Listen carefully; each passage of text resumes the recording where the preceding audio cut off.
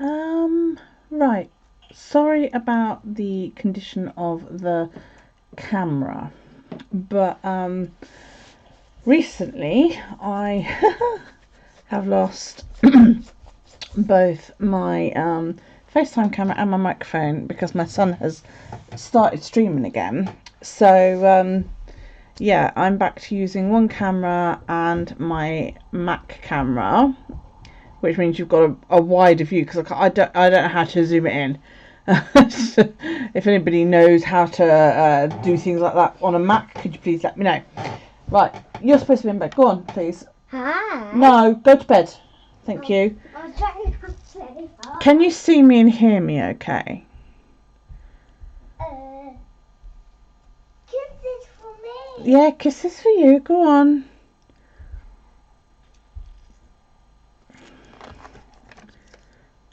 Yeah, he needs to go to fucking bed. That's what he needs to do. Get out of my hair for 5 minutes. Good, good, good. So, today we said that... Hello, Becca. So I've got what? Becca, Mary and Galina, excuse me. Today we said we were going to... that I was going to knit and you guys were going to watch me. Because you want to watch me, apparently. So, which is fine, you know, that's absolutely fine. So I've moved my camera, and my camera is literally, this is my camera here. Okay, so it is like about that far away from my work. So hopefully it's gonna be sufficient that you can see it. Okay, I am literally just finishing off a row, and then I was gonna get started and talk you through what I'm doing. So give me 2 seconds just to get to the end of this row.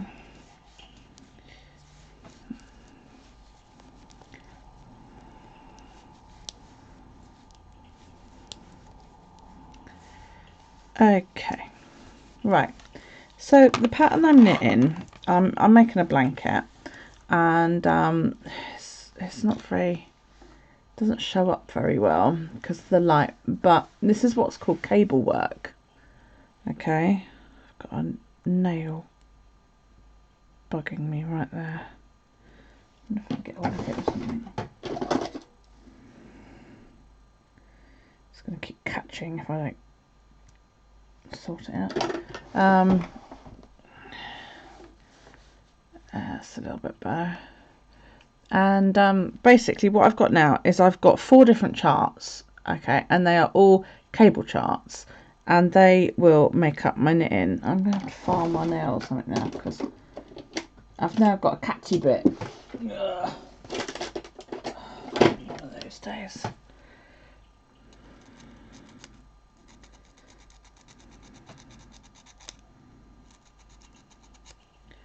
Because I haven't had my nails done for weeks and weeks and weeks and weeks and weeks. So they're in a bit of a state as well. I mean, can you see that all right, the knitting?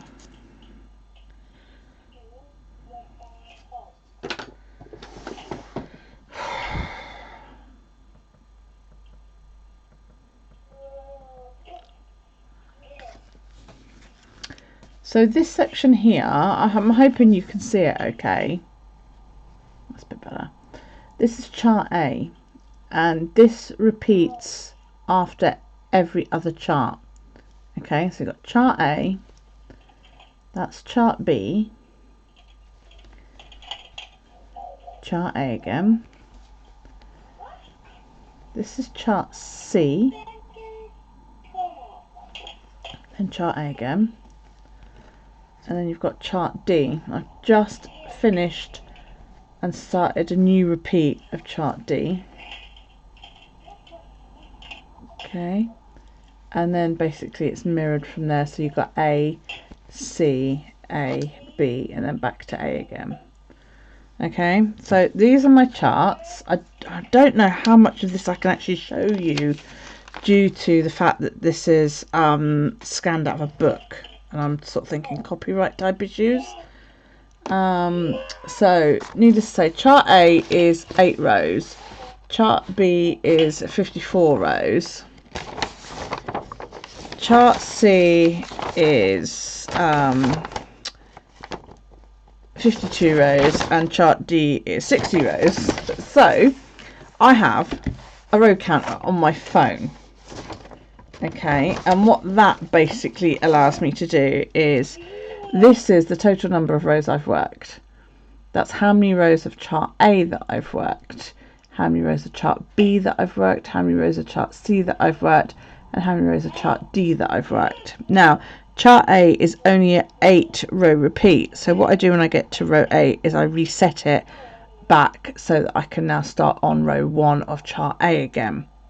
Okay, I haven't reached the end of the pattern on all the others, and then at the bottom of each page I've written what order I have to do the charts in, but I've got it locked in now, so it's pretty self-explanatory. Now, if you know anything about knitting, you may think that, or you may know that cabling is usually done with a cable needle. Well, I don't use a cable needle. I learned ages ago to knit without one. I'll show you what I mean in a minute. So is that clear enough? Can you see that? Okay, can you see what I'm doing? I hold the yarn in my left hand. A lot of people hold it in their right, and they do what's called throwing, where they go like that. My mum does it like that. I don't like that personally. I like the yarn in my left hand. It's less movement sort of thing, you know. Right, so I am on row 39. So I go. Now, what I have to do now, it's going to be really hard to get this to show up. Can you sort of see that braid bit there? That braid bit now has to start leaning back this way. Okay, so I have to do a cable move, which means that I have to knit these stitches in a different order. Now, normally what you do is you would slide these two stitches onto a cable needle. You would then work this stitch and then work these stitches off the cable needle. I don't do it like that. I do what's called cabling without a cable needle. And basically what I do is I pick up that stitch, that third stitch, which will be the first stitch that I will work with the other needle. Then I slide all three off, and then I pick up those two again. Yeah. And then I put them all back on the needle, but they're now in the order that I'm going to work them. So then I work them, and the cable has now bent over that way slightly.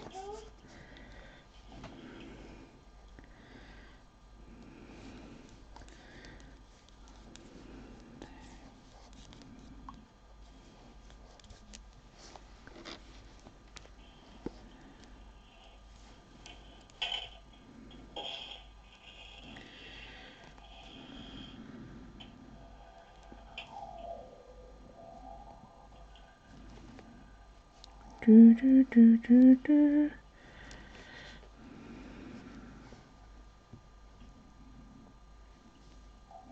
And now these 4 stitches are going to like cross over each other.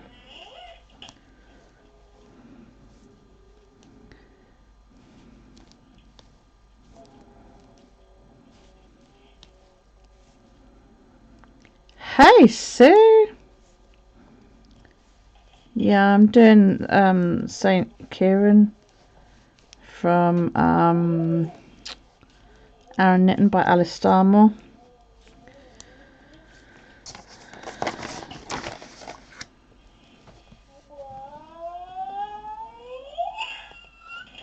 Sorry about the noise from upstairs, but you know how it goes.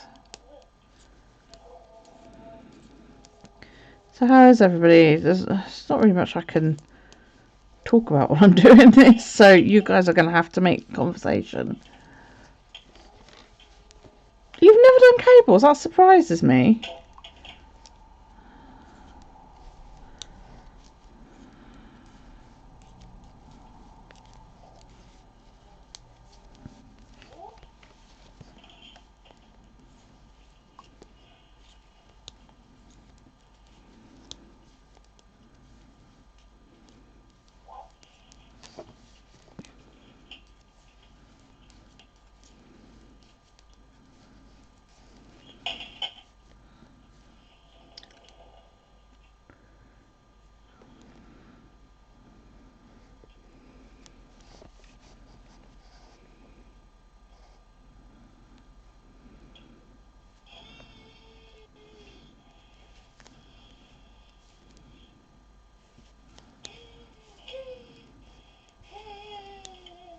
Just lay some ferrule.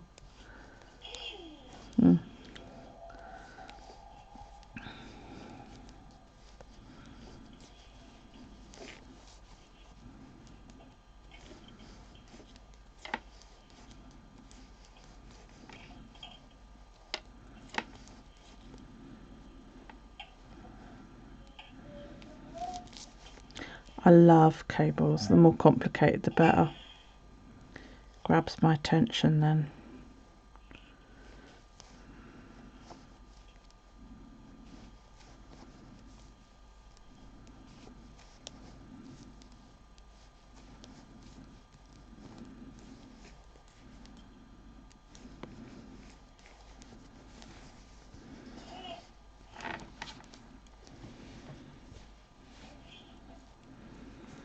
Go for it.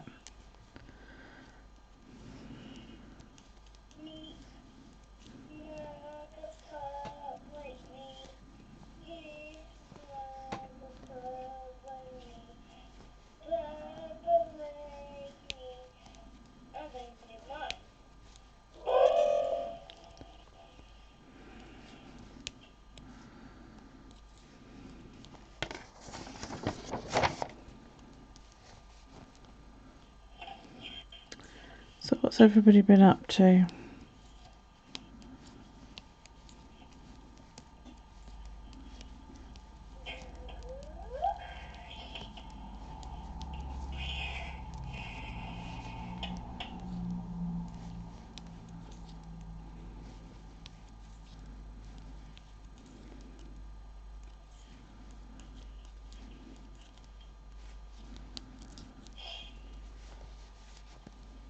Is she? She alright?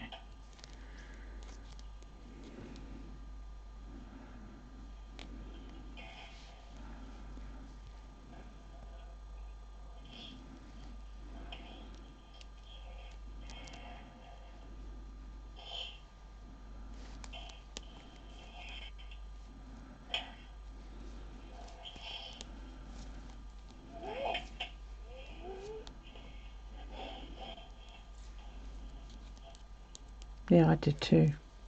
Hi, Tita. I was watching WrestleMania.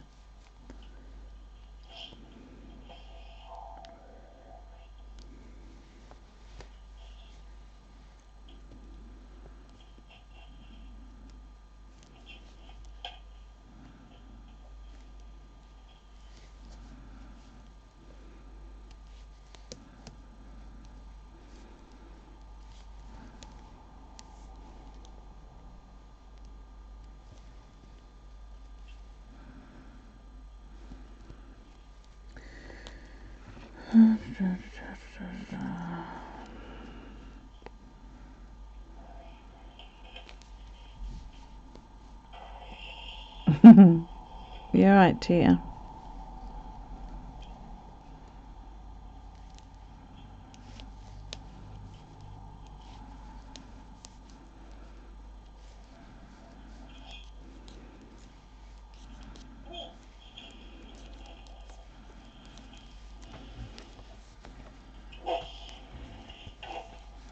I'm not used to doing this over a table. It feels like it's really far away from me.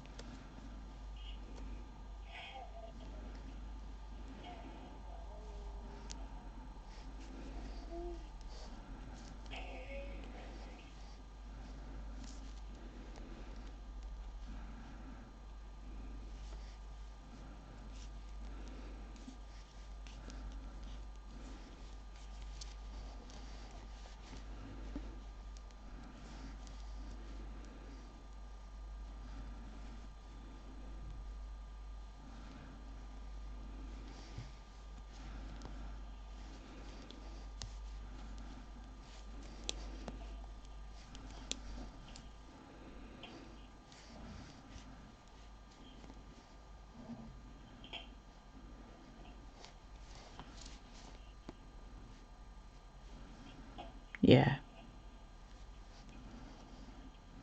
The good thing about cable knitting is that universally the symbols tend to be the same from chart to chart, you know. And once you know where you're sort of what you're doing, it's quite easy.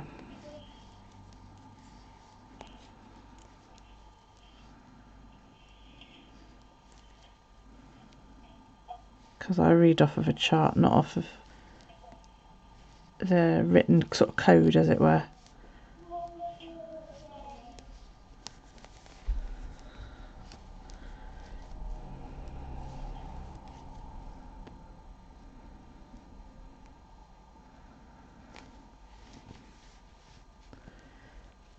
Well, it takes a bit of practice to do it without a cable needle.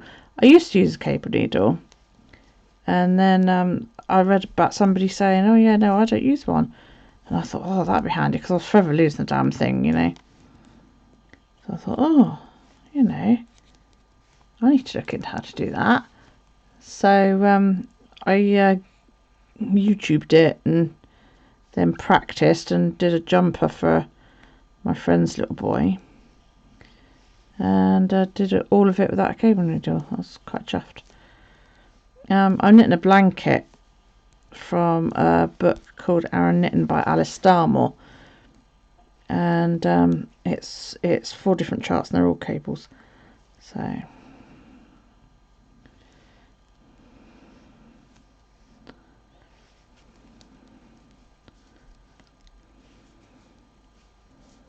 well, it's not a blanket, it's more like a sort of wrap. It's shown as a wrap in the book, but mine's probably going to be like a little blanket or something.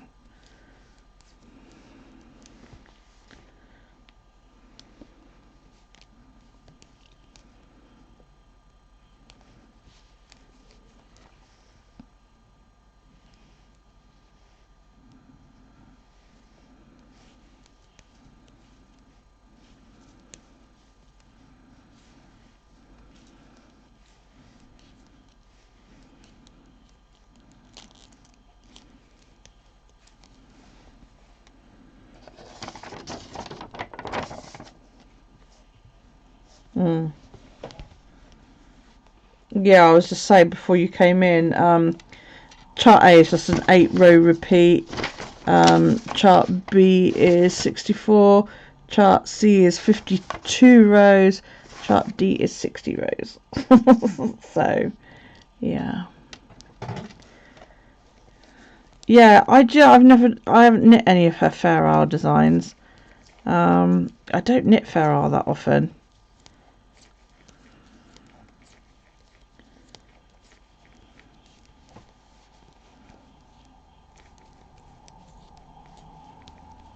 I knit one, which was just 2 colours, out of,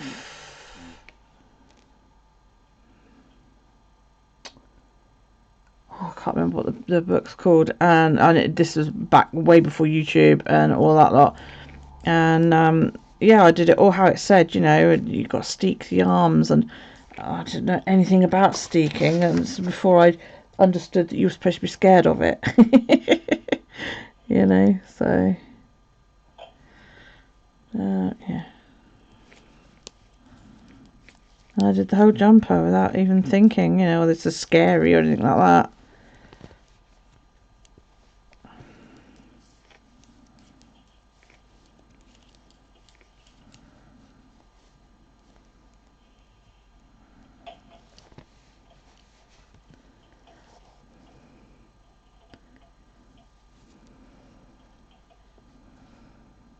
See, I mean, I love cable knitting. My friend Claire, she doesn't do cables at all. She hates cables, and she thinks I'm bonkers. So I'm like, yeah, the harder it is, the better it is. Well, I'm a bit like that with lace, really.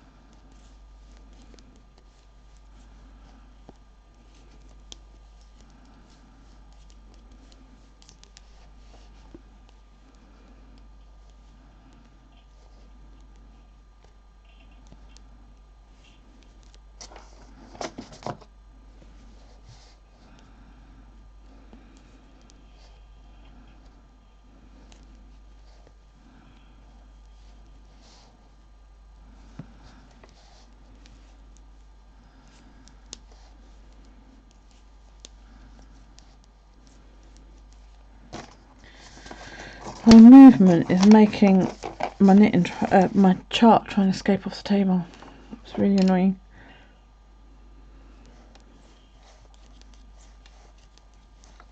It's just the movement makes the paper move.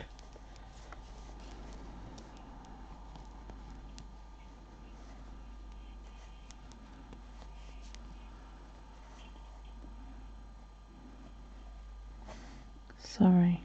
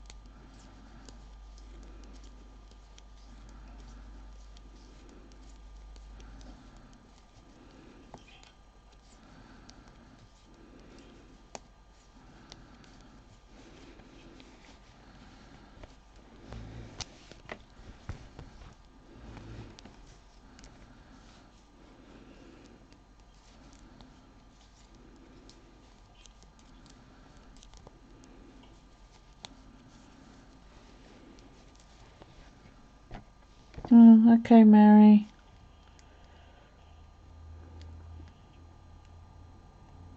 I don't know, everyone was all like, yeah, I want to see you do it.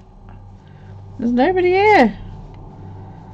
Okay, so now I'm onto a wrong side row. And you rarely cable on a wrong side row. It's just what is considered like, or what I call a plain row.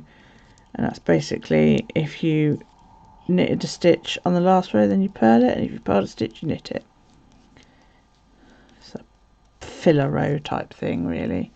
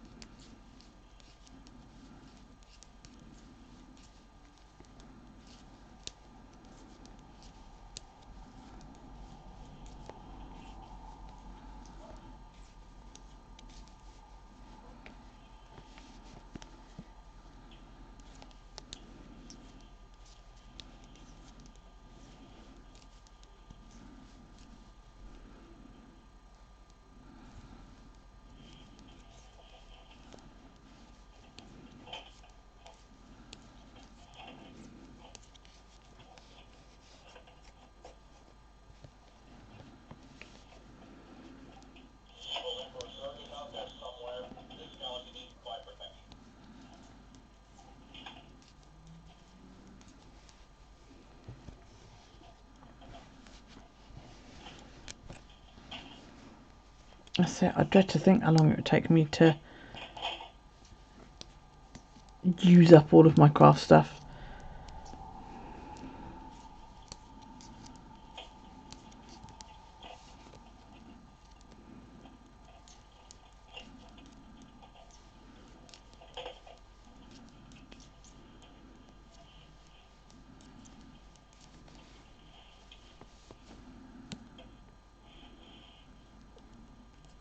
Hello, Rachel.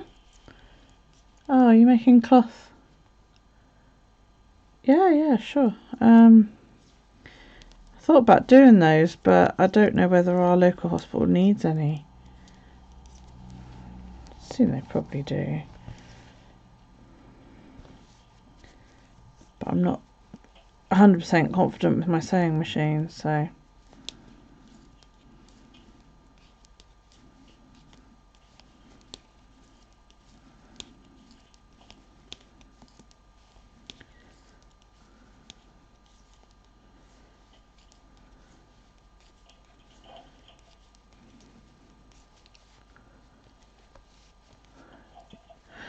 I tried to love fleeces, Sue, because, you know, you and Bex and all that lot were all like, yeah, fleeces. And I remember, like, the first Wonderwall show I went to, I must have spent 400 quid on, like, fibre and yarn and fleece, and I never did spin up a whole fleece. I could never get it as clean as I wanted. The amount of work that goes into it, it was just like, you know what, I would rather spin it in the grease and then try and clean it, but then I didn't want a greasy horrible wheel. So you know, especially not an anniversary cherry matchless. So yeah.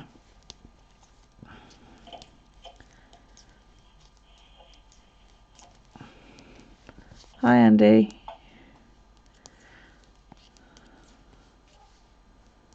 I mean, there's some people that seem to be knocking out these masks at a right old sort of clip, you know.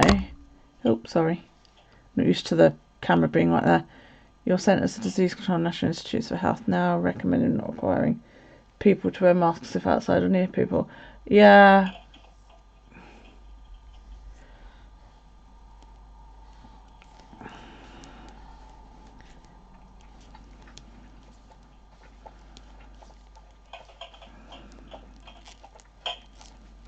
It's time for my dog to have a drink, as per usual.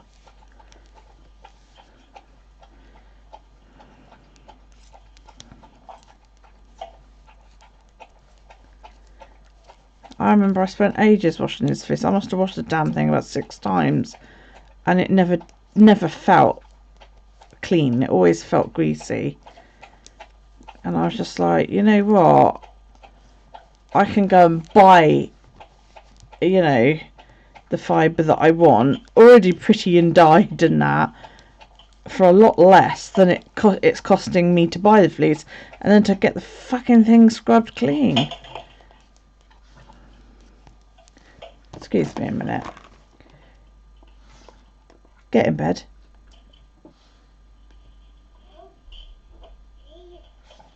Take the Spider-Man outfit off. He forgets that I can see him, you know.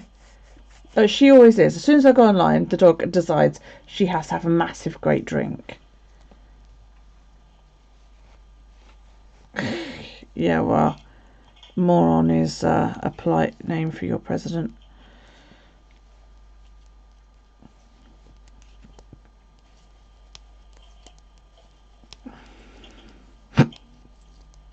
Pardon me.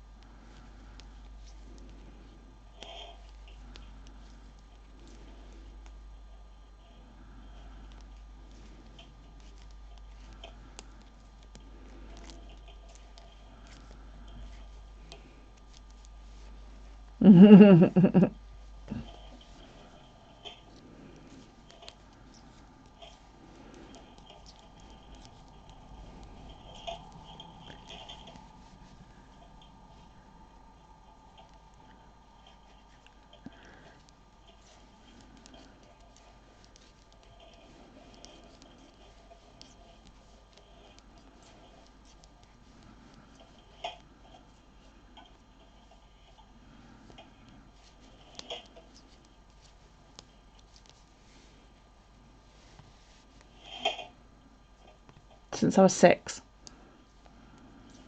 My mother taught me.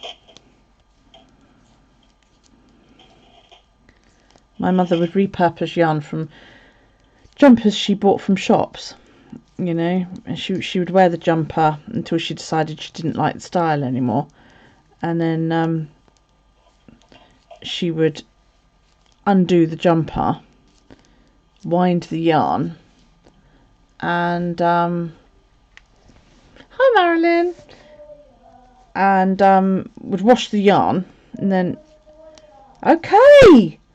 and then hang it, usually around the taps in the bathroom. It was not uncommon when I was growing up to have a bath with skeins of yarn wrapped around the jumper, sweater, pullover, long sleeves, made of wool, goes on the top part. It was not uncommon to take a bath with a skein of yarn wrapped around the bathroom taps. And she always knit when I was a kid. Always. She always had needles on the go. And she taught me when I was about 7. But my mum knits with the yarn in the right hand and I knit with the yarn in the left hand. It's funny because she taught me, and I really struggled with it when I was a kid. Really struggled with it. And now, knowing what children are like, I know that it was a kid thing, not a, not that I just couldn't get it. Is, it is a hard thing for a child to pick up. And then after a while, I realised that actually I was more comfortable with the yarn held in my left hand. So I taught myself.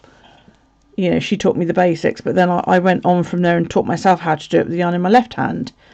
And then when I was about 14, might have been younger than that, I taught myself to crochet out of the Reader's Digest book to Needlecraft.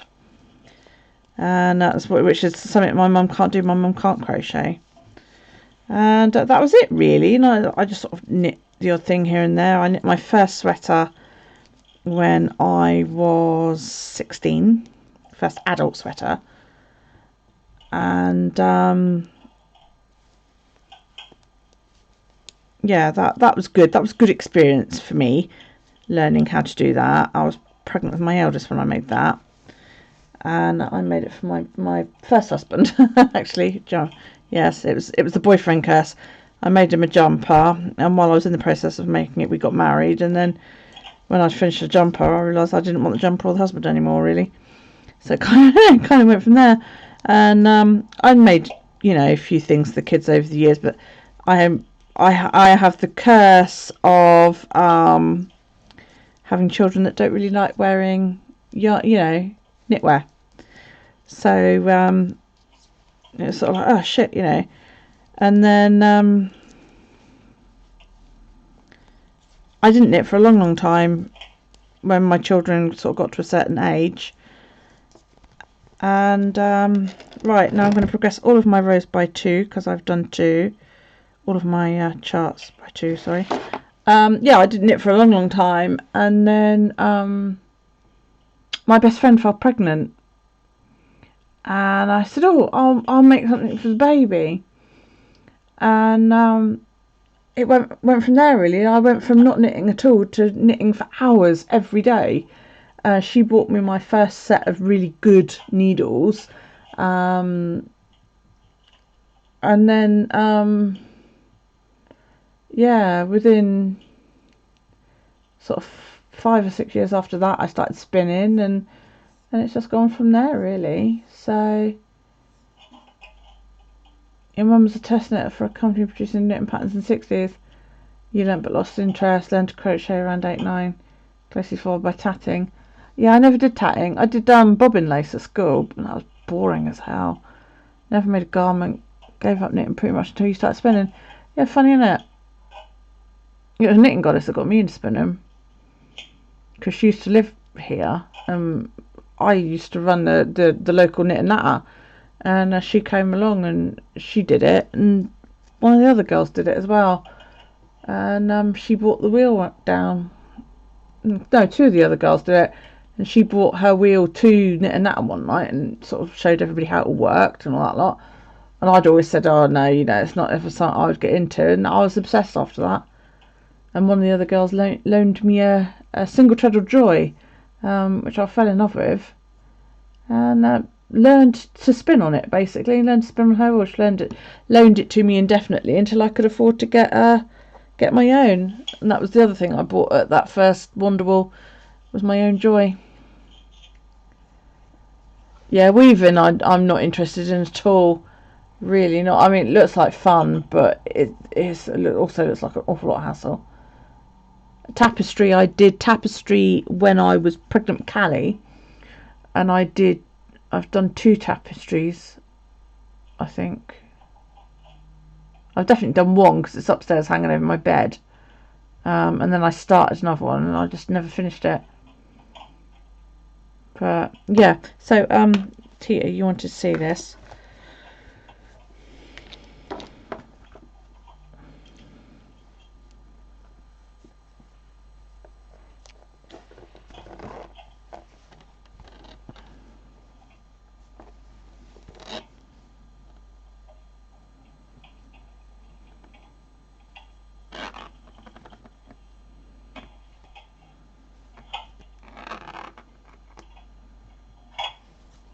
Yeah, it's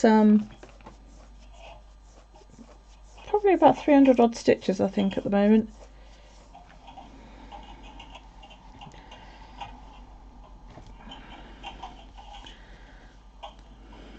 It's on a 55cm needle, I think. Yeah, 55cm needle. Let's put it there, see if that works a bit better.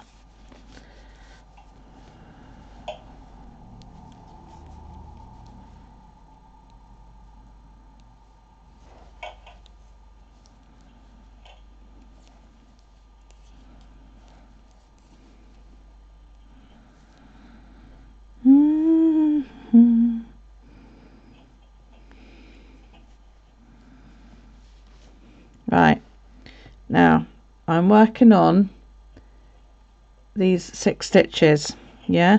So I've got these 3 at the back, excuse the chip nail varnish. So I've got these 6 at the back, 3 at the back, and then these 3 here. And I want to cross these 3 over the front of these 3. Okay, so what I'm going to do now is slide. You put your thumb on the front, and this stops your stitches dropping because your thumb sort of wedges them. So you put your thumb up and you slide your needle out, and then you slide it back in to these stitches here, because this needle here is holding these stitches on, yeah? And then all you do is you manually cross them. So you see how I've crossed the cable, yeah? So you cross them, you slide these stitches back on like so, and then you just knit them or purl them, whatever the pattern decides. These are all knit stitches.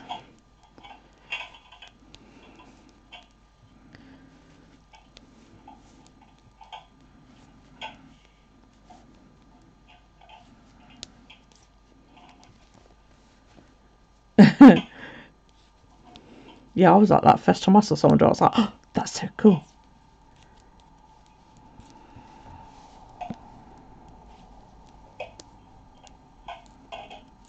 Okay.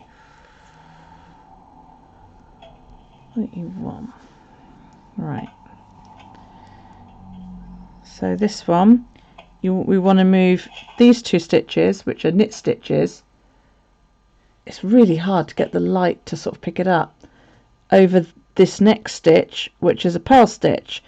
And because these 2 will go over the front, yeah, of this purl stitch, I will put my needle in the back of the purl stitch there and pick it up. Yeah, then I'll use my thumb again to hold the whole lot, slide the needle out, and then pick up those 2 stitches and cross them over the front. Pick that purl stitch back up and then just purl it like so, and then knit the next 2.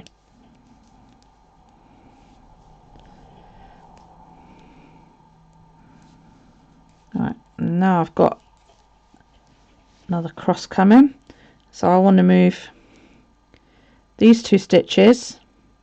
These are a knit stitch off of this braid in front of these 2 stitches. That's what creates the pattern, that's true. Okay, so these are purl stitches because they've got the bumps on the front, which I know you can't see very well. Let me do Hickey. See if I get the focus in a little bit. Right, if you can see, these 2 stitches are sort of flat on the front, and these 2 stitches have got like a little bump on the front. There you go. Yeah, so these got a bump. These are purl stitches, and these have got flat bit. These are knit stitches. So what I do, because these 2 are now going to go over the front of these 2 here, so I'm going to put my needle through that one and that one, and this time I'm going to use my finger at the back here to stop these 2 stitches from undoing when I pull them off the needle. See? And then I pick up these 2 stitches that are at the back, yeah, and then look, watch what I do. I pull them across like that, and then I put all the stitches back on the needle in their new order, and then I work them in their new order to set them, if you like, set them into place. And there you go. That's now moved that braid across 2 stitches.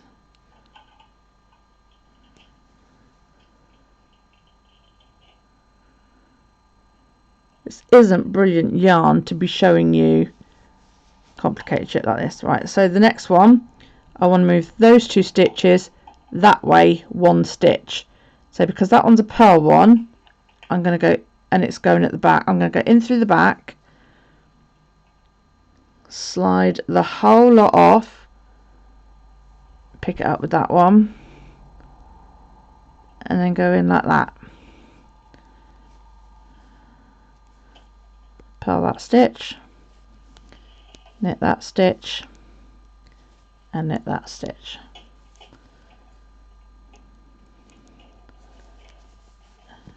And that's what we've just done.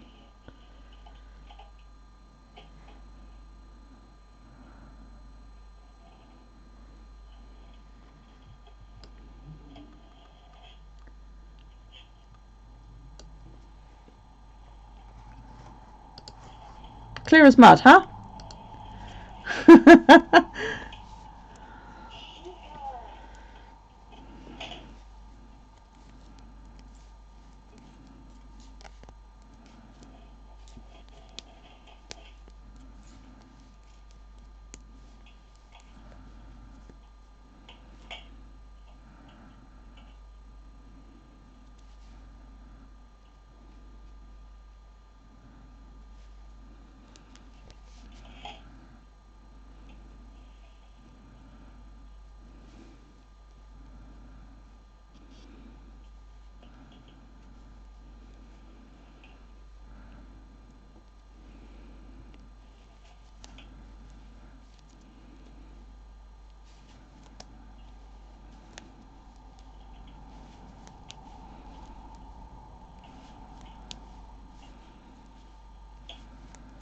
I have to get on and make those knitting videos that I keep saying I'm going to do. Good morning, April. You alright, darling?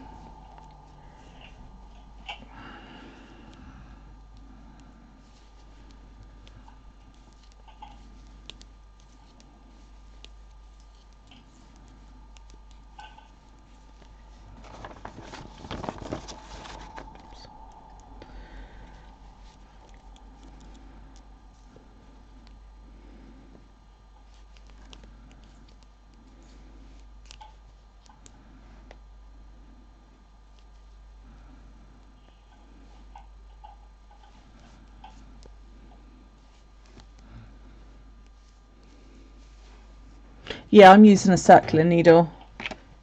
I only use circular needles. I just find it a lot easier. Straights tend to get quite heavy, especially when you're knitting something like this, which is going to end up being quite long. I mean, to give you an idea of how long it's going to be, the yarn I'm working with, which is just a cheap acrylic yarn, is 196 meters or 214 yards per ball, and I need 14 balls. I think it is. Hello, Gail. So yeah, took me a long time to get used to. I used to use the straight needles, and it took me a long time to get used to not using straight needles. I was used to sort of tucking one under my arm and all of that lot.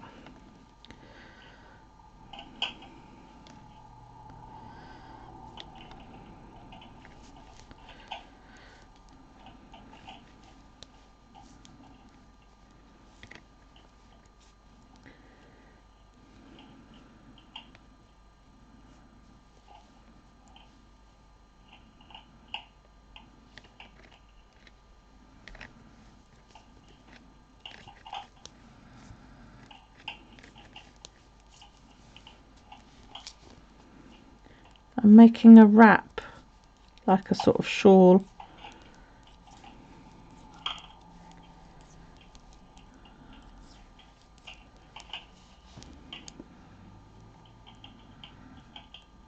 Like a mini blanket.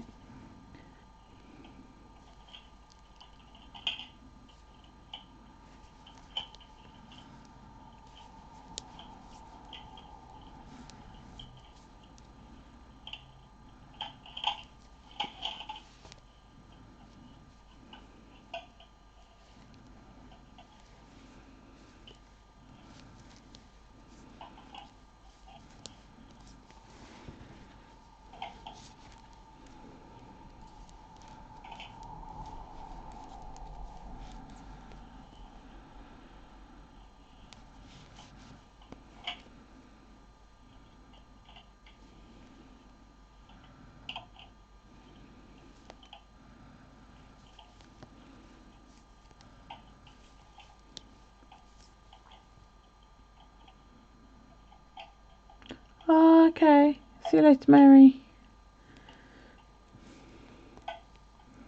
Yeah, I love it. I bought the yarn ages ago. I actually bought it like before I had Daryl, and I was going to make a baby wearing poncho. And I started it and everything, and I actually did quite a lot of it, and then just never finished it.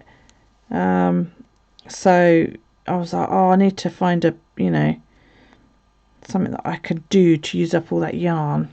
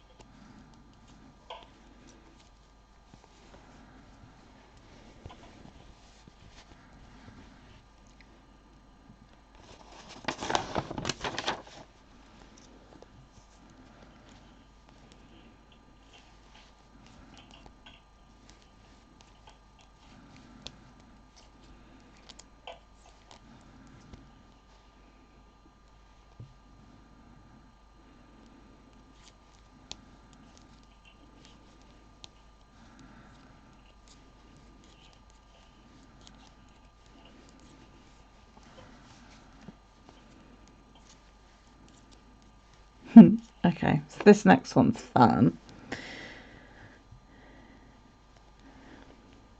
I've got 5 stitches, right, from here at the end of my needle until my fingernail. Okay, now the idea is that I want to cross these 2 stitches over these 2 stitches and leave that stitch in the middle. Okay, So this is where it gets a little bit confusing. So what I have to do is I have to, these two at the back are going to come over the front of the back 2 stitches. Okay, so I pick up these 2 stitches, and if they're tight, just give them a wiggle, so that the middle stitch and the next 2 stitches will slide off. Okay, so I do that, and then I pick them all up again. Now I want that middle stitch to stay in the middle, so I've got to do it again. Take the middle stitch and then move the other stitches behind, and then go 1, 2, 3 stitches back on. And now I've got the 2 crossed over, the 1 in the middle, and the 2 crossed over. And there you go, it's made a nice little cross.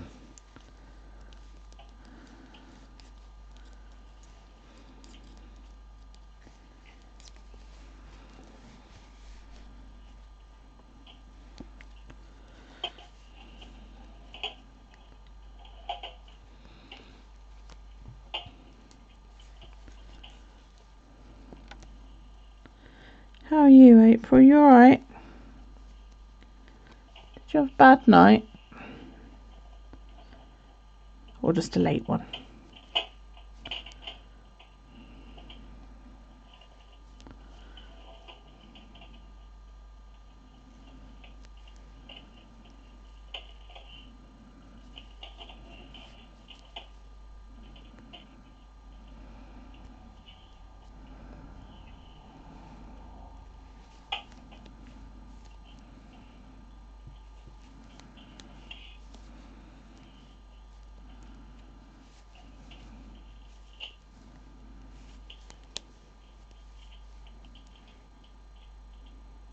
Oh, okay.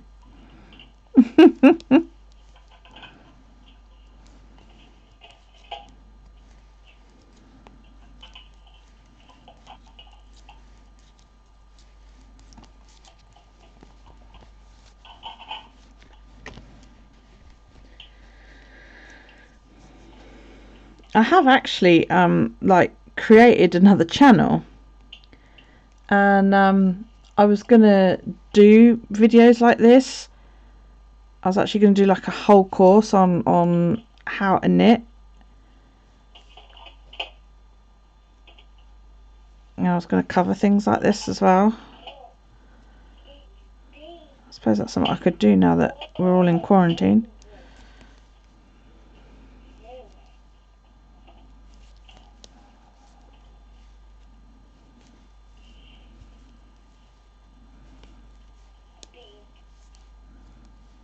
Thank you.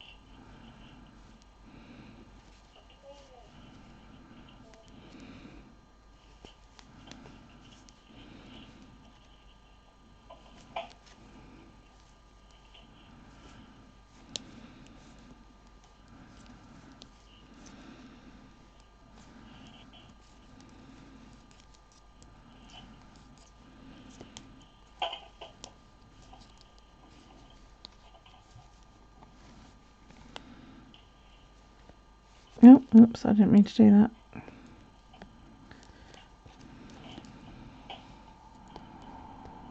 I get to undo that now. Because I wasn't paying attention.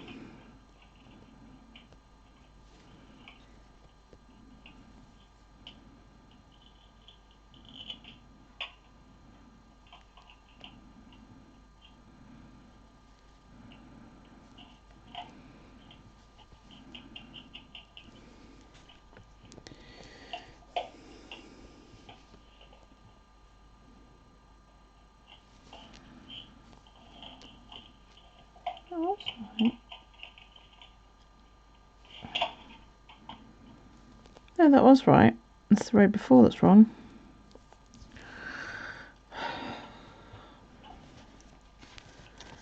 Okay.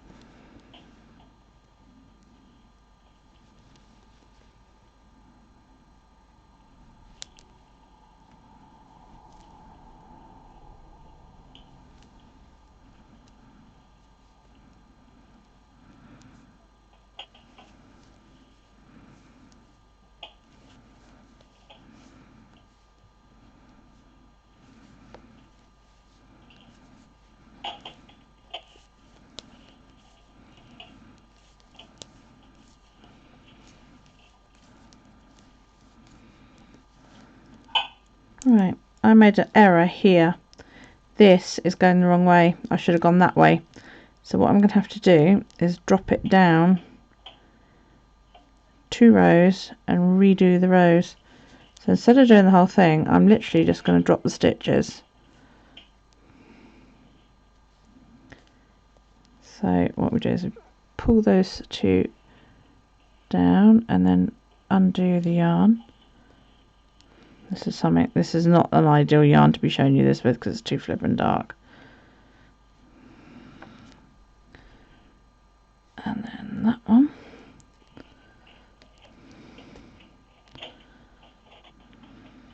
Right.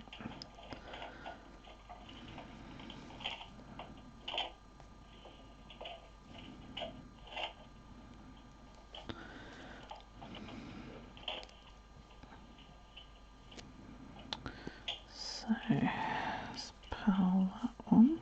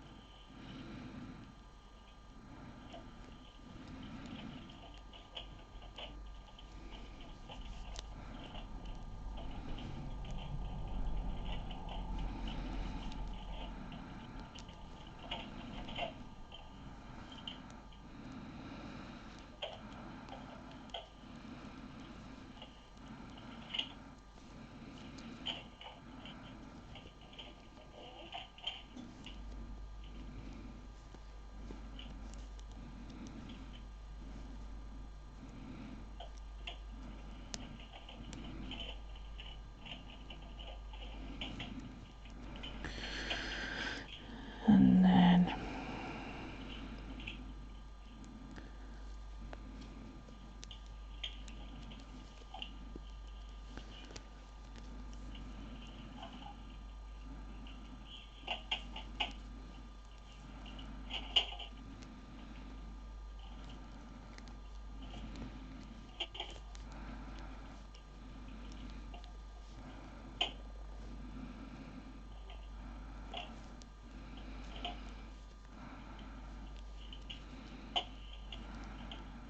okay, all fixed.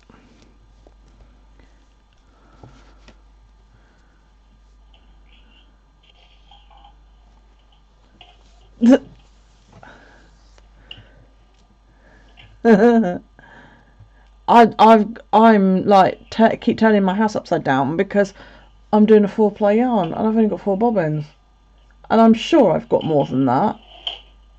But I think what happened was that I did have an extra one, and it got broken during a move because my dickhead ex-husband dumped a load of stuff on top of a box that had my bobbins in, and it snapped the whirl. which I was really quite pissed off about. The trouble is, matchless woolly winder bobbins aren't fucking cheap. I mean, I could pull out my flyer and my regular bobbins, but where's the fun in that?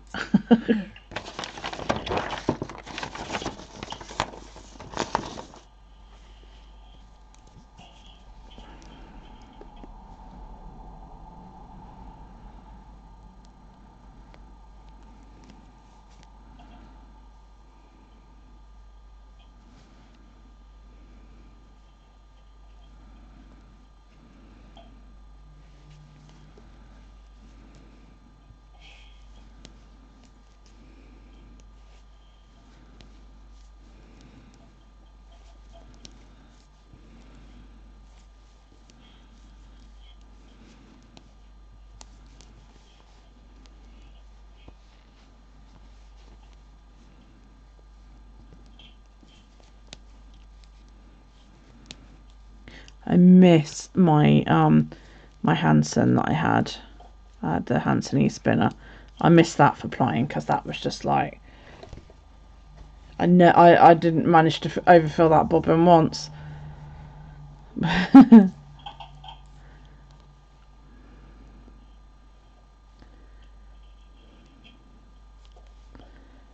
It also takes up a lot less room, the Hanson, than when you're trying to apply a 4-ply yarn. And for some reason all my Lazy Kates don't take more than 3 bobbins, so that meant I always had to have 2 Lazy Kates on the go, and they always fall over as well, my Lazy Kates, because I ply so fast.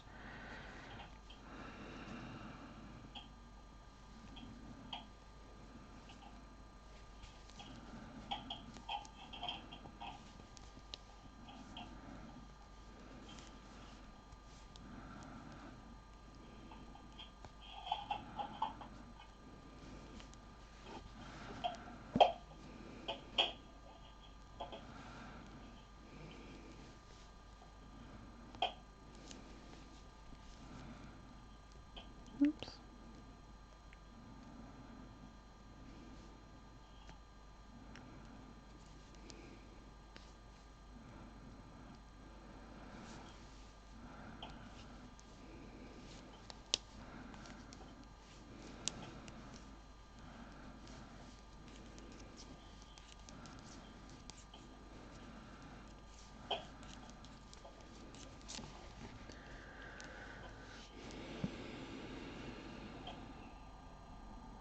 Yeah.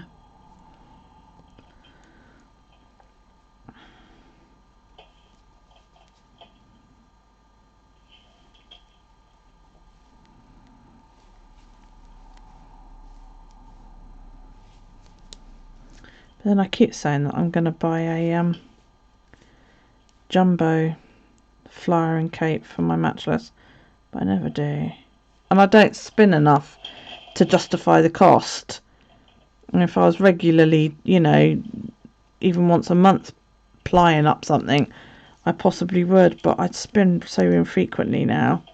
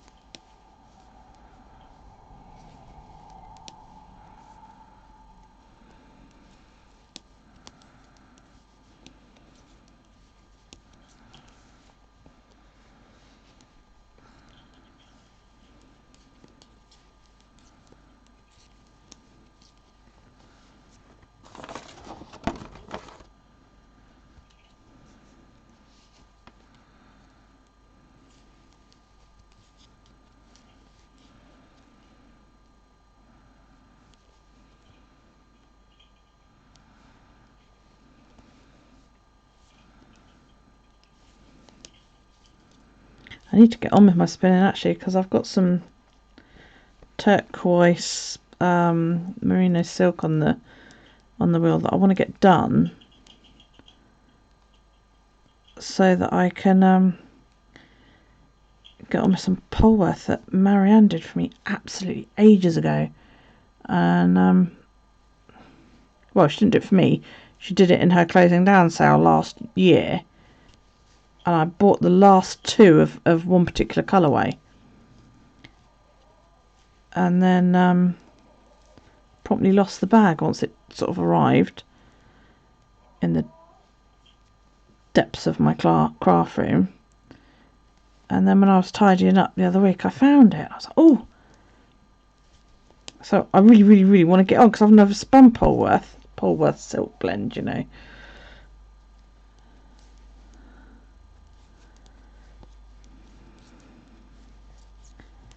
And I'm going to 3-ply it with some stuff that I bought absolutely forever ago.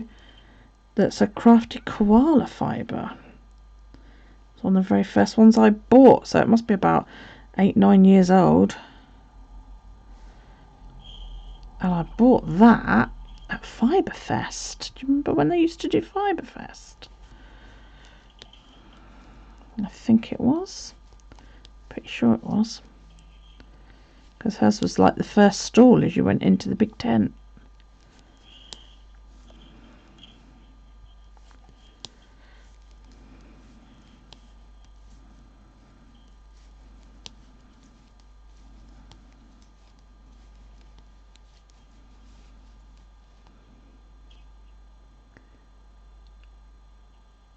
Okay, see you later, boo.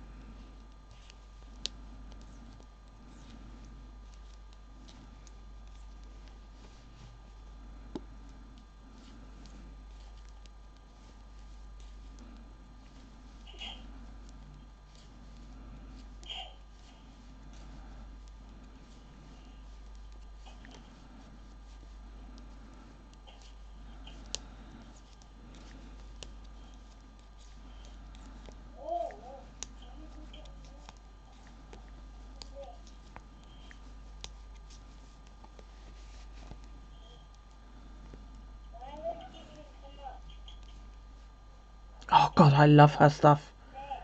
About 40% of my stash it came from her.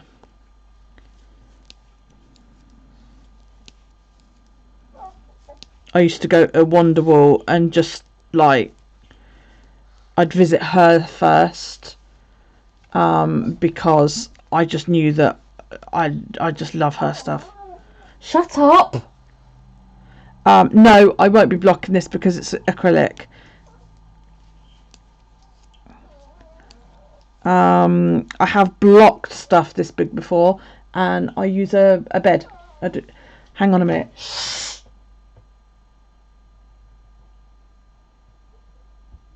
No! Lie down! In your bed. Yeah, what I do is I strip the bed linen off of a bed and do it on a mattress, pin it to the mattress. Or to a floor, you know. But then the cat usually tends to help if you try to pin things to a floor for blocking.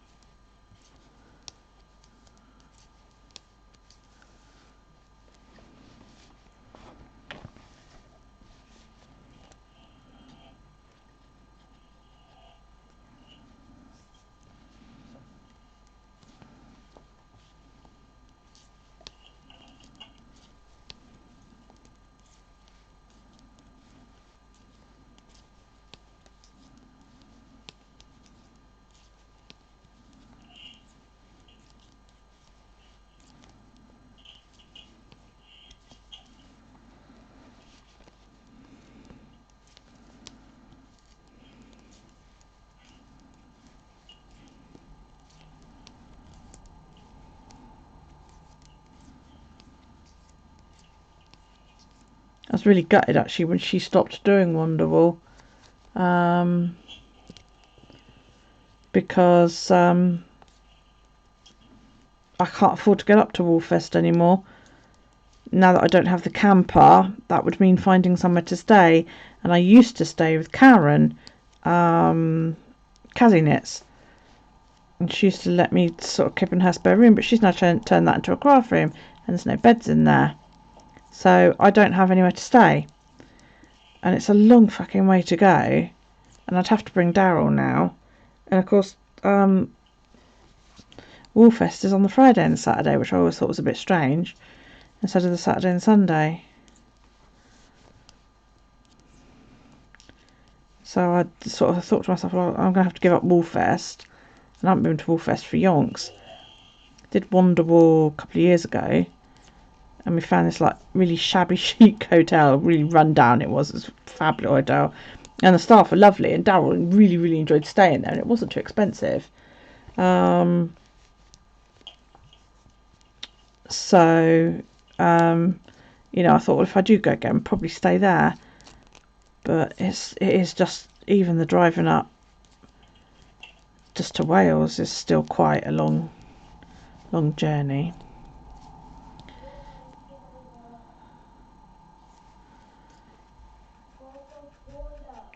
If you don't go to bed, I'm going to cut there and give your bum a smack.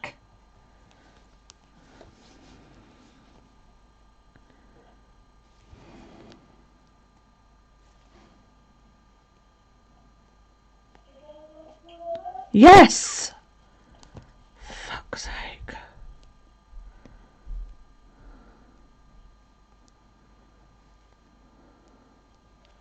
It's about the 5th time he's been to the fucking toilet since he went to bed.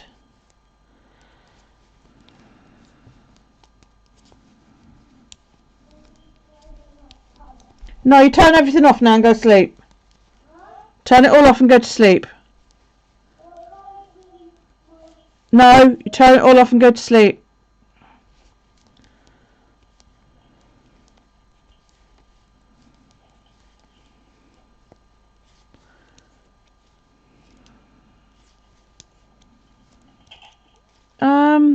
It depends what you're knitting, what yarn you're using, to be perfectly honest. Garter stitch is great because it's very springy. But yeah, it really does depend on what yarn you are using. I find basically if it's what we call indie dyed, which, you know, is basically, if it hasn't got acrylic in it, chances are you'll have to block it.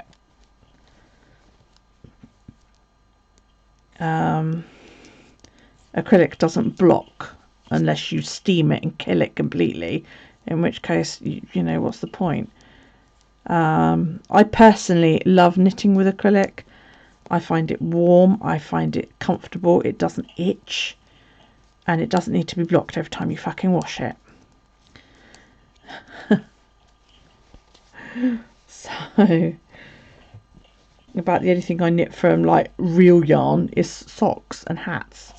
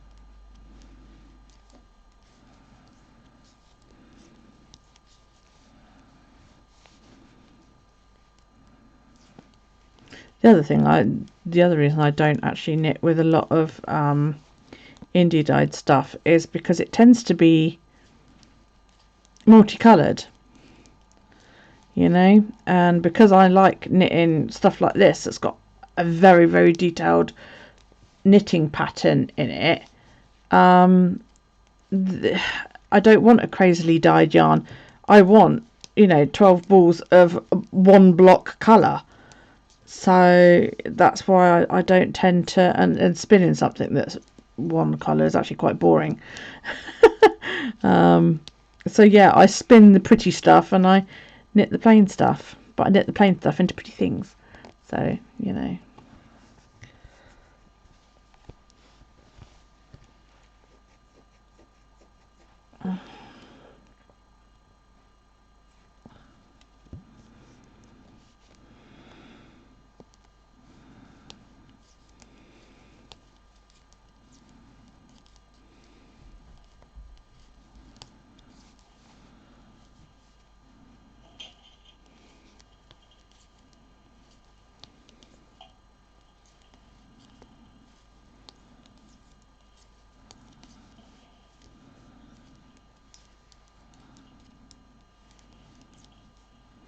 that reminds me, I was going to put my watch on charge.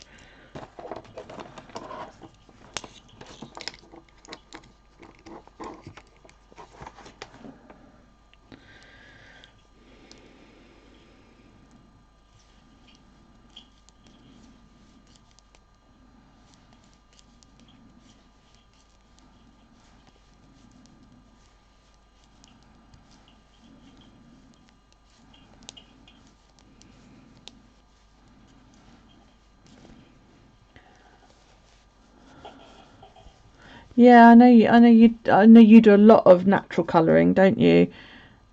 But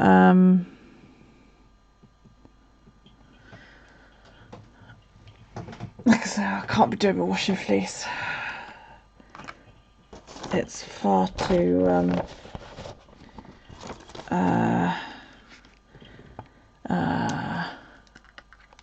hard work, I suppose. Is the my phone keeps buzzing. Oh dearie.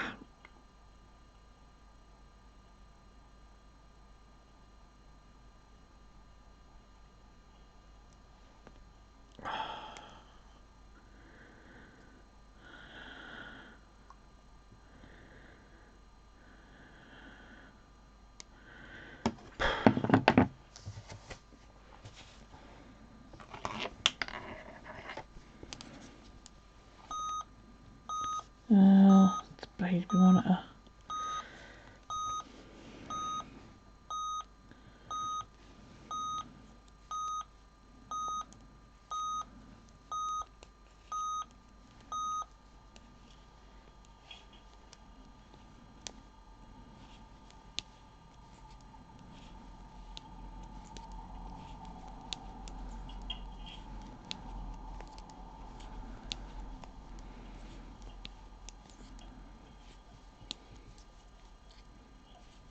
Okay, see you later, Gail.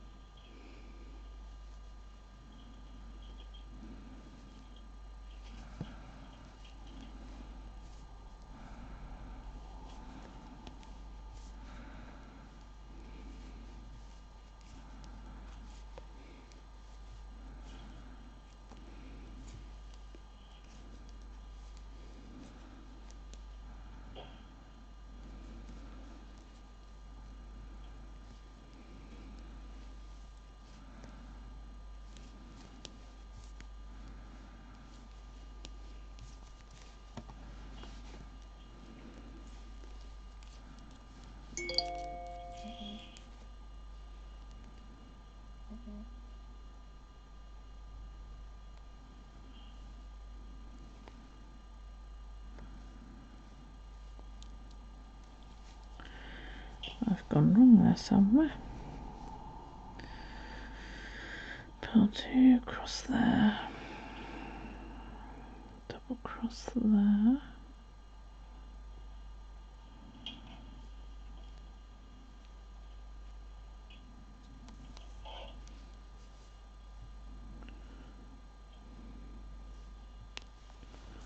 No, I haven't.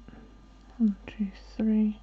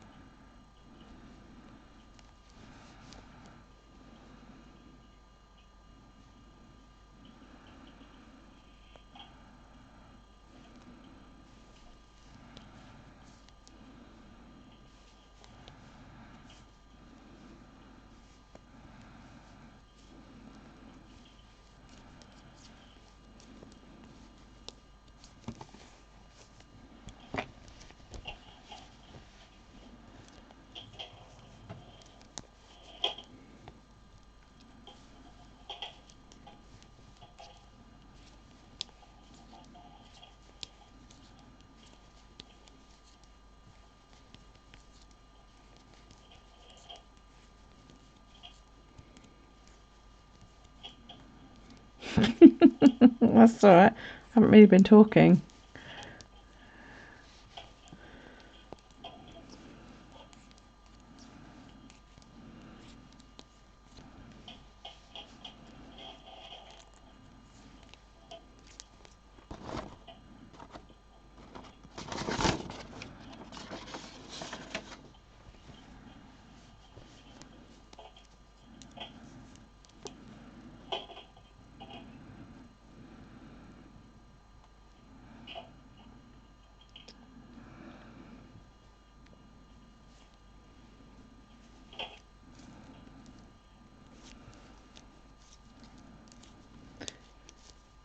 Right. Go 1, 2, 3. And cross. Sorry about all the thudding in the background. It's my son, who's supposed to be asleep. Of course he isn't.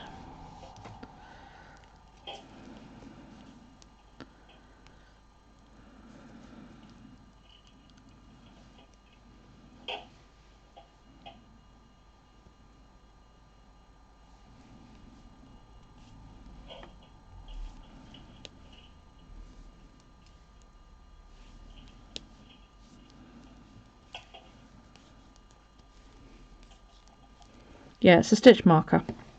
I've got 2 on this particular one. Yeah, there and there. What that does is that tells me where the middle chart is. I don't usually use stitch markers, but I may even take them out in a bit. It's basically what it helps me do is identify A, where the middle chart is, and B, when I'm going, yeah, I see, I hate them personally, but that's just me. When I'm knitting along here, if I get to here and I haven't got the right amount of stitches on the needle, I will know here rather than when I get to the actual end of the needle. Yeah, which is, you know, that's a whole, that's like 100 and something odd stitches. So it just, you know, makes life that little bit easier. But now that I've got the pattern established, they may well come off, mainly because they get in my way.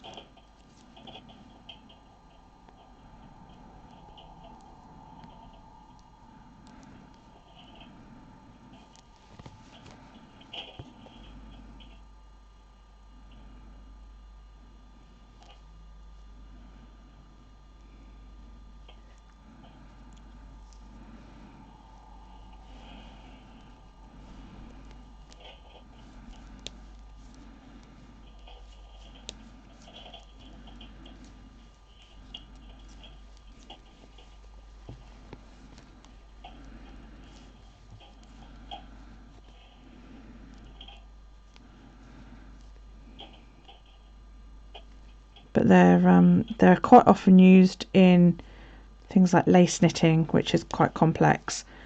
So if you've got something where your knitting pattern will say, right, you've got to do, you know, A, B, C, D and A, and then repeat from B, you can put a stitch marker in at the beginning of each repeat, which again just is a visual cue more than anything, and helps you make sure that you're on track, because there's nothing more demoralizing when you're knitting something that's, you know, like this for example is, I don't know,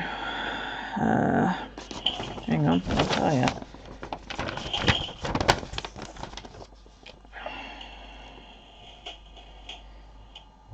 $17, 34, 34, 34, 34, 197, 97, 98, 158, 158, 158.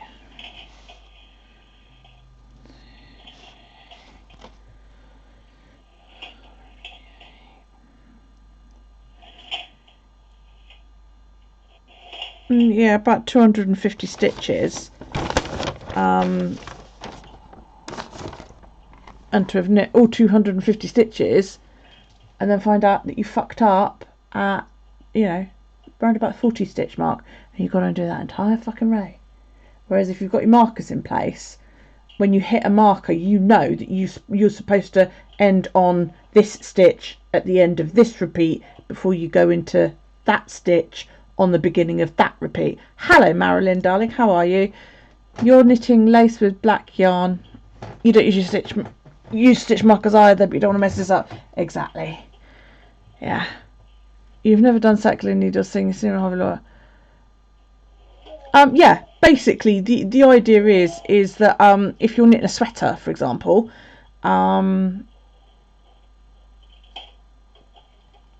you knit the body of your sweater in a tube.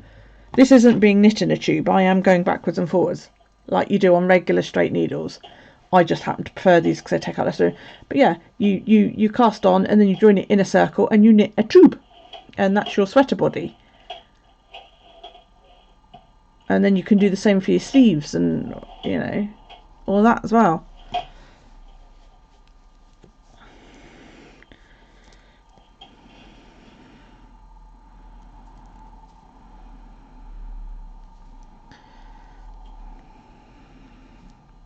What pattern are you doing then, Amanda?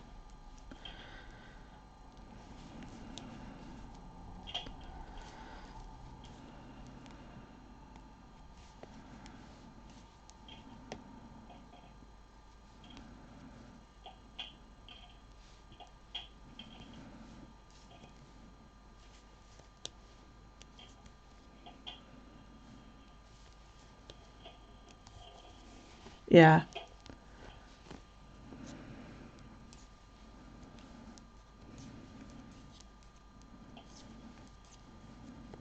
And I personally like thin stitch markers that don't take up a lot of room, because A, they get in the way when you're holding them, and I hate danglies all over the place, it gets caught and everything.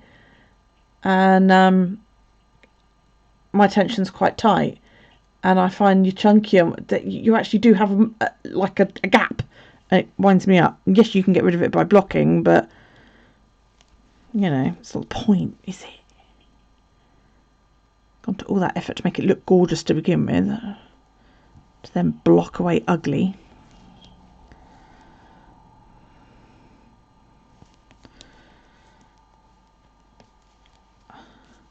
I'm actually going to have to dig out all my lace patterns, because Callie's going to need a wedding ring shawl at some point. When we can get around to planning and sorting and getting it all going.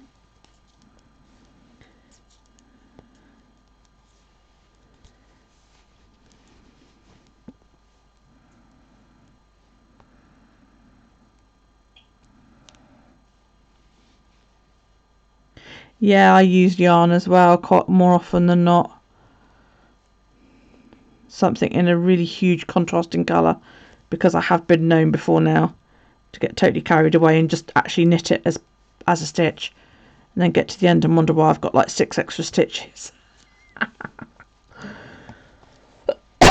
Excuse me.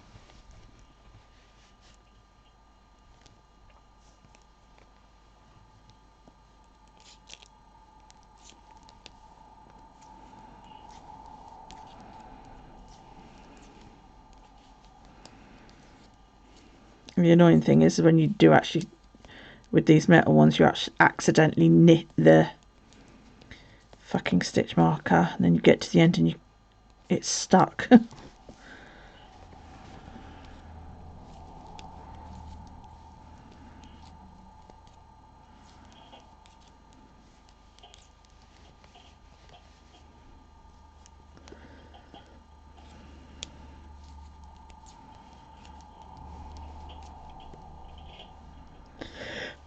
Oh, excuse me. So I get up, staying up, watch wrestling half night. It's good though.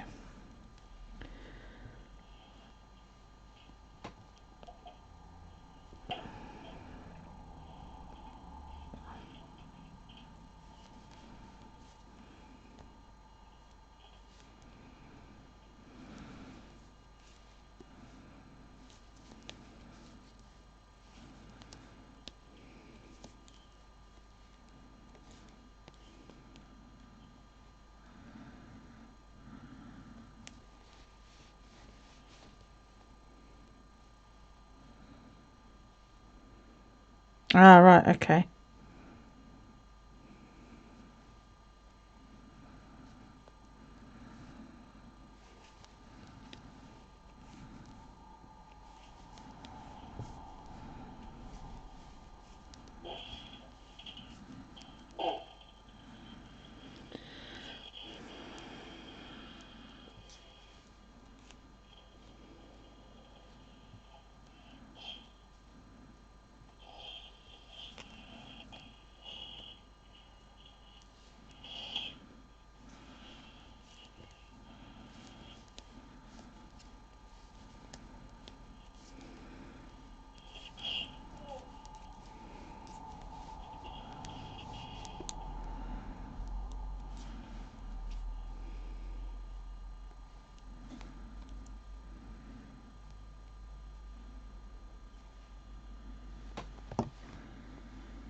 Um,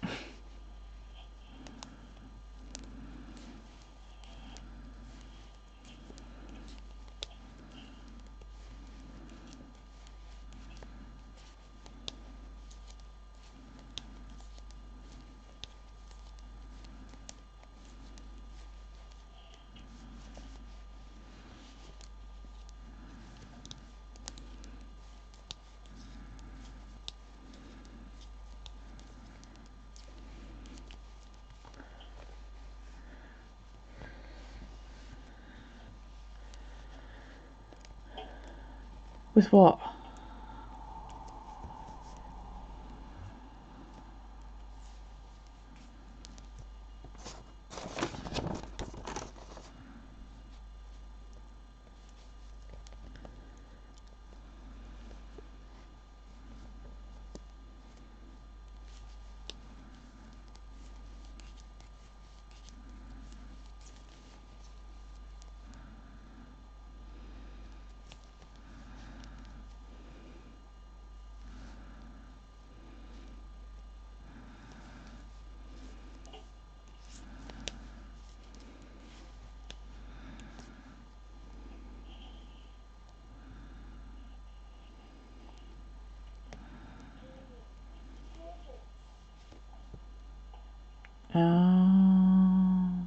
Okay.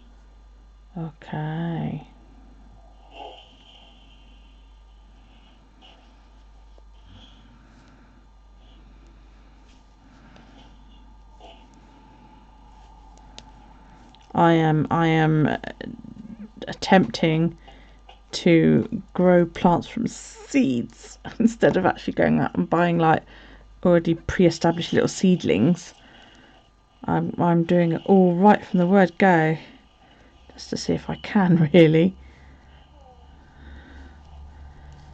And I'm also in the process of levelling out my garden, which means that at some point I'm either going to have turf delivered and then struggle to do that on my own, or I'm going to have to sow a lawn. And the other issue I've got there is that I don't have an outside hose. I don't even have an outside tap, because I was supposed to have one installed and I got let down again by handymen. So I would have to do it all with a watering can, which would take flipping ages.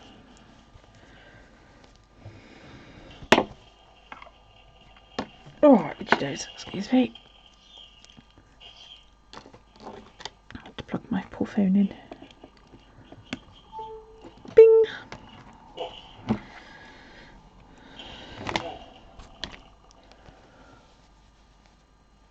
You lurking.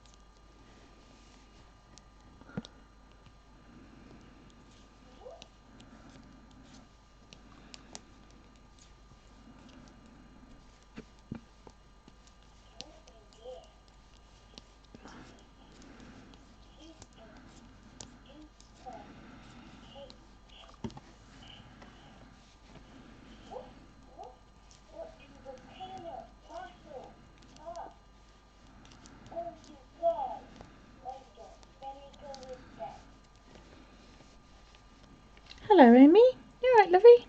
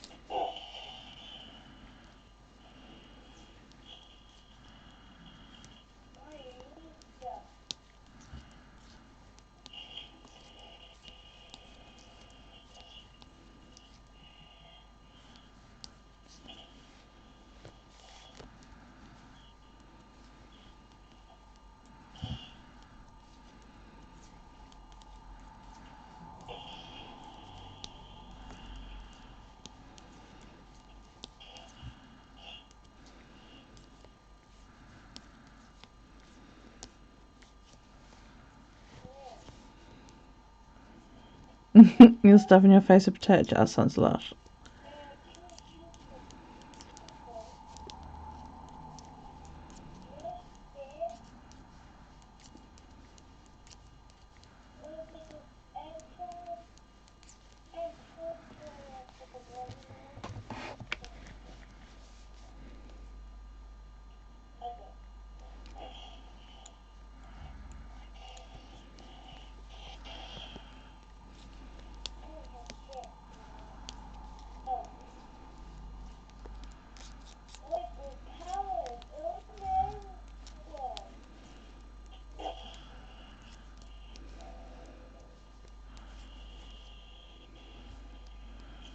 Mum all right?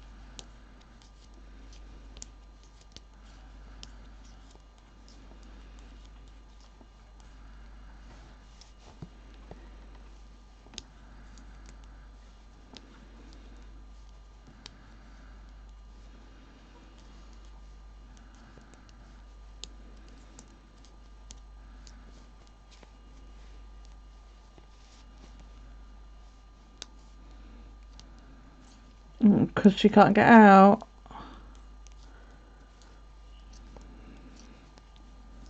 My mum's bored.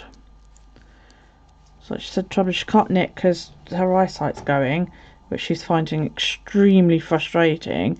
She said the amount of hours she's sitting there just watching TV because it's, you know, she can't go anywhere because of the lockdown. And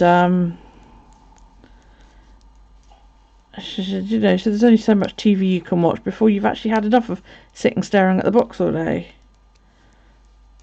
So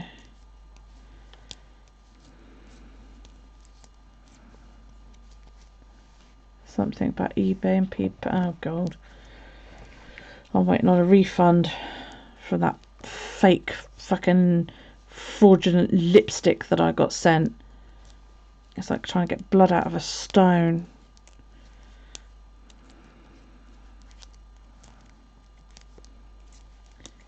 He's like, oh, you just have to wait for eBay to refund you. And I'm like, no, dude, you go to PayPal and you click issue refund. It's as easy as that. But he's being a dick about it.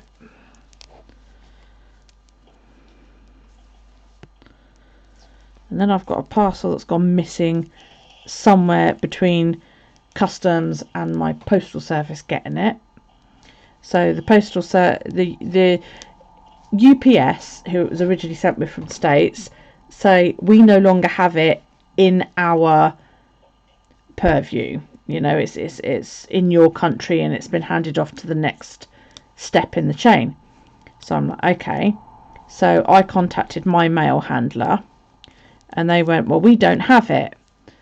And the tracking says that it's left Heathrow and is on its way to its destination, which means that either Royal Mail have fucked up and they do have it and they've lost it, or it's trapped in customs somewhere. And I'll be most upset if I get a fucking customs form for it after all this time, because last time it was tracked was on the 15th of March. And it hasn't moved since.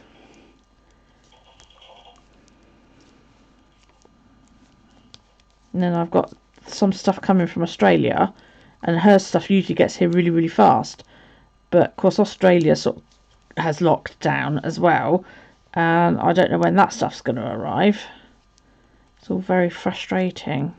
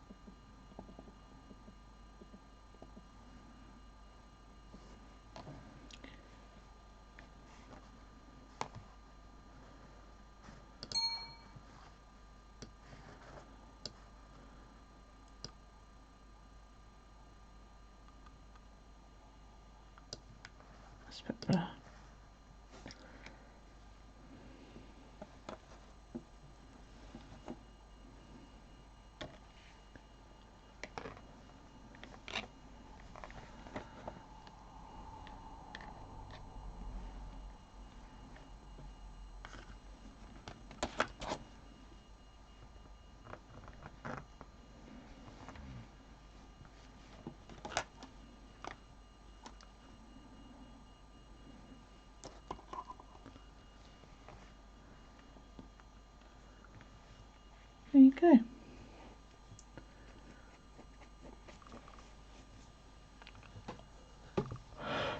Oh, my fingers ache. Oh.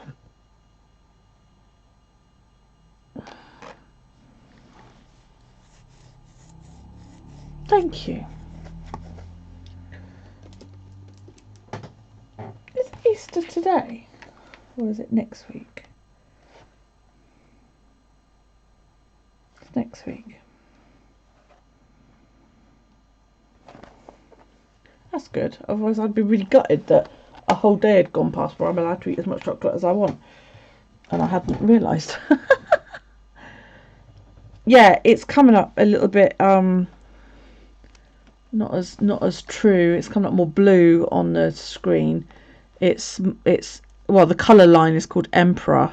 That's, just to give you an idea of how purple actually is. So I'm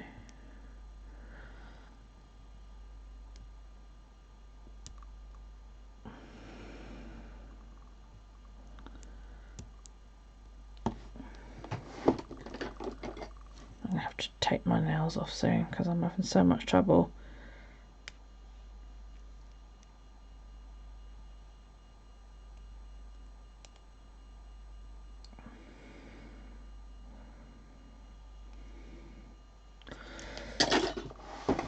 Oh,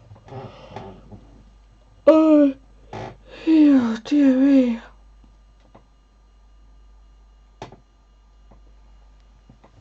Oh.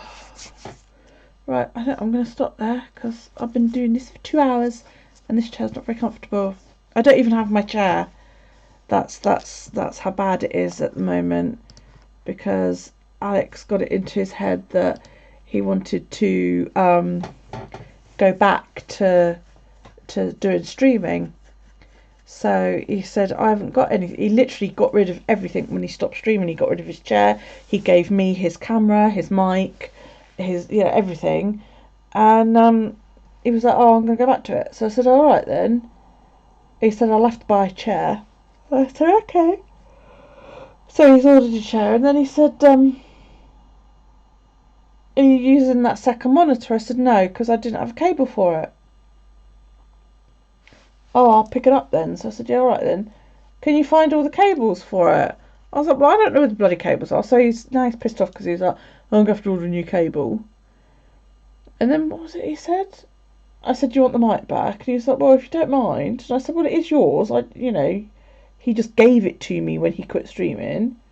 So he's taken that back. My chair's not coming for a week. What am I going to do? I can't sit at the table in a fucking armchair. Oh, for God's sake, borrow mine. So I haven't even got my own chair. So, yeah. Never mind, eh? So there you go. Hope you enjoyed that.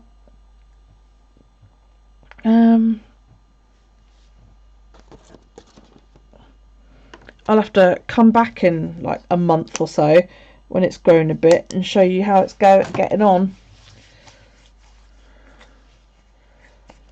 Hands are so dry.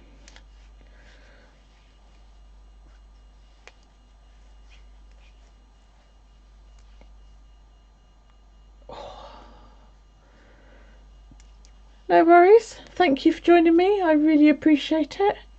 Don't forget to give me a like and all of that.